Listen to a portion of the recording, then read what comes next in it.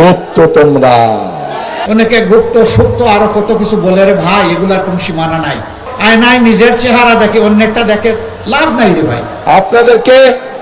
আপনাদেরকে অনেকেই এসে বিভ্রান্ত করার চেষ্টা করবে।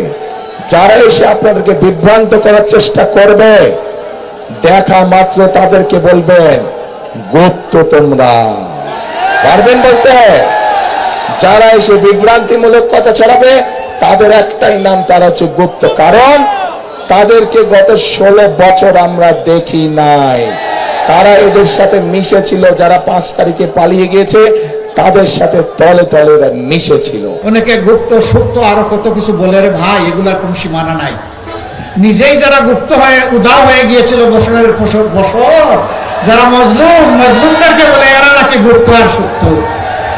ভাই একটু নিজের দিকে সময় তাকাই, এটাই ভালো হবে, এটাই ভালো হবে।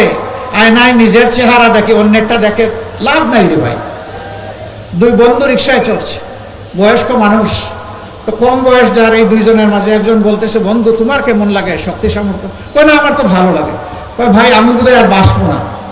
কেন বাঁচবে না? কই যে আমি তো আমার ওর উপর হাত রেখেছি কিন্তু কোনো চেতনা বল কিছুই পাচ্ছি না, বুঝতে পারছি না। কই ভাই হাত তো রেখেছ এই জন্য কিছুই বুঝতে পারো না, তোমারটাই রাখো।